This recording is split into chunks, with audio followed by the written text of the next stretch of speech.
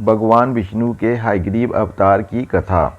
सूत जी बोले, हे ऋषियों, भगवान विष्णु परम तेजस्वी और समस्त देवताओं के भी देवता हैं। उनकी लीलाएं बड़ी विचित्र हैं। तुम सब लोग सावधान होकर उनकी एक अनोखी कथा सुनो। एक समय की बात है, भगवान विष्णु को घोर युद्ध करना पड़ा। 10,000 सालों तक वह युद्ध करते रहे। युद्ध करते करते उन्हें कुछ थकान सी हो गई तो वह अपने प्रदेश बैकुंठ को चले गए। वह वहाँ पर पद्मासन लगाकर बैठ गए। उनके धनुष पर डोरी चढ़ी हुई थी। इसी अवस्था में धनुष को पृथ्वी पर टिकाकर उसी के सहारे कुछ झुक से गए। थकान के कारण उन्हें घोर निद्रा आ गई। उसी अवसर पर कुछ दिन पहले देवताओं द्वारा इस जगह पर यज्ञ करने की योजना चल रही थी। ब्रह्मा, शंकर और इंद्र आदि सभी देवता यज्ञ करने हेतु भगवान विष्णु से मिलने बैकुंठ को गए। उन्होंने देखा भगवान विष्णु जी निद्रा के वश में होकर अचेत अवस्था में पड़े हैं। ऐसी स्थिति में इंद्र ने देवताओं से पूछा, अब हमें क्या करना चाहिए? भगवान विष्णु को कैसे जगाया जाए? इस पर भगवान शंकर ने कहा, यद्यपि किसी को सोते से जगाना निषेध आचरण है, फिर भी यज्ञ का कार्य संपन्न करने के लिए तो इन्हें जगाना ही पड़ेगा। तब ब्रह्मा जी ने भ्रमरी नामक एक कीड़ा पैदा किया। उन्होंने सोचा, धनुष पृथ्वी पर ही है, ये कीड़ा धनुष की तार काट देगा। इससे रस्सी के करते ही झुका हुआ धनुष ऊपर तन उठेगा। इसी प्रकार श्री विष्णु की निद्रा भंग हो जाएगी तथा देवताओं का कार्य सिद्ध होने में कोई संदेह नहीं रहेगा। ब्रह्मा जी के कहने पर भ्रमरी कीड़े ने धनुष की तात को खा लिया। धनुष के बंधन मुक्त हो जाने से चारों ओर अंधकार फैल गया। इतना ही नहीं, भगवान विष्णु का मस्तक, मुकुट और कुंडल सहित कहीं उड़कर चला गया। कुछ समय के बाद अंधकार दूर हो गया। तब भगवान शंकर और ब्रह्मा जी ने देखा कि विष्णु जी का श्री विग्रह बिना मस्तक के पृथ्वी पर पड़ा हुआ है।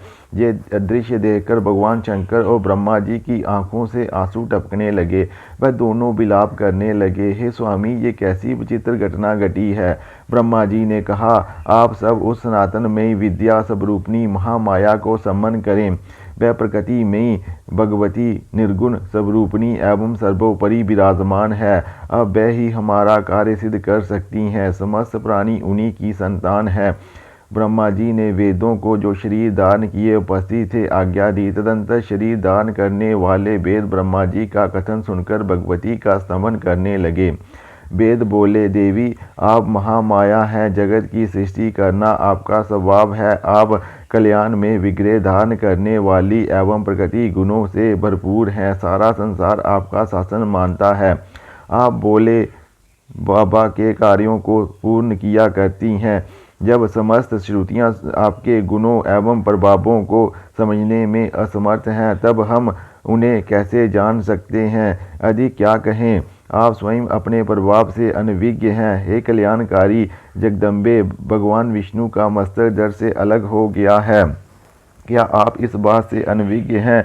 आप भगवान विष्णु को प्राणदान प्रदान कर शोक रूपी समुद्र में डूबे हुए देवताओं का उद्धार करने की कृपा करें। हे माता, हमें तो ये भी ज्ञात नहीं कि उनका मस्तक कहाँ चला गया है। हे देवी, जिस प्रकार देवताओं को अमृत पान कराकर जीवित रखे हुए हैं, उसी प्रकार अब इस संसार को भी जीवित रखना आपका कर्तव्य है।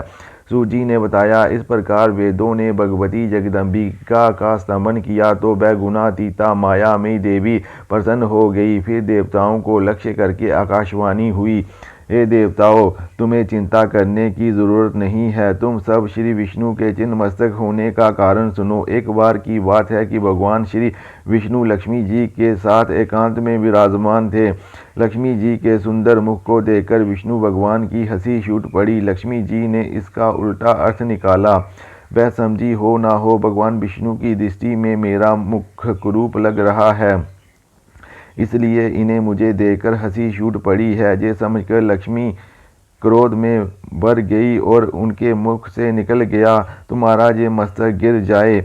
इसी वजह से उनका सिर क्षीर सागर में लहरा रहा है। हे देवताओं, इसमें एक दूसरा कारण भी है। वह ये कि हयग्रीव नाम का एक राक्षस हुआ है।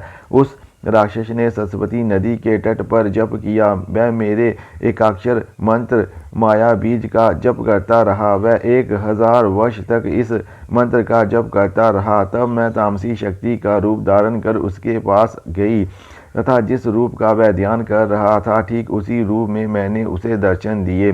मैं सिंह पर आरूढ़ थी। मैंने उससे वर मांगने को कहा। मुझ देवी की बात सुनकर वह राक्षस प्रेम से विभोर हो गया। उसने फौरन मेरी प्रदक्षिणा की और मेरे चरणों में अपना मस्तक झुकाया। हयग्रीव बोला, हे माते, मुझे ऐसा वर देने की कृपा करें कि मुझे किसी भी प्रकार से मृत्यु का मुख न देखना पड़े। देवता एवं दानव कोई भी मुझ पर विजय प्राप्त न कर सके। देवी ने उत्तर दिया, सुनो, जो जन्म लेता है उसकी मृत्यु निश्चित है और मृत्यु होने पर जन्म लेना भी बिल्कुल निश्चित है। इसलिए ये बात बिल्कुल पक्की समझ लेनी चाहिए। इसलिए मन में सोच विचार कर वर मांगो। तब हयग्रीव बोला, अच्छा, तो मेरी मृत्यु हयग्रीव के हाथों होनी चाहिए, दूसरा कोई मुझे ना मार पाए। देवी ने उत्तर दिया, है महाभाग, हयग्रीव को हयग्रीव के अतिरिक्त कोई दूसरा नहीं मार सकेगा।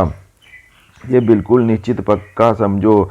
अब तुम घर जाओ और आनंदपूर्वक राज्य करो। वही महापापी हयग्रीव इन दिनों मुनियों और वेदों को भांति भांति रूप से सता रहा है। इस त्रिलोकी में कोई भी ऐसा नहीं है जो उस दुष्ट को समाप्त कर सके। इसलिए इस घोड़े का सुंदर सिर उतारकर भगवान विष्णु के दर से जोड़ दिया जाए। ये कार्य ब्रह्मा जी के हाथों संपन्न होगा। तदंतर वे ही भगवान हयग्रीव देवताओं की भलाई के लिए उस दुष्ट एवं निर्दयी दानव के प्राण हरेंगे। सूत जी बोले, ब्रह्मा जी ने उसी क्षण देवताओं के सामने ही तलवार से घोड़े का सर मस्तक से उतारकर विष्णु भगवान के शरीर पर जोड़ने की व्यवस्था संपन्न कर दी। भगवती जगदम्बिका की कृपा से उसी क्षण भगवान विष्णु का हयग्रीव अवतार संपन्न हो गया। वह राक्षस बड़ा अभिमानी हो गया था। देवताओं को वह अपना घोर शत्रु समझता था। अवतार ग्रहण करने के पश्चात भगवान विष्णु उसके साथ युद्ध के मैदान में डटे रहे। तब कहीं जाकर उसकी मृत्यु हो सकी।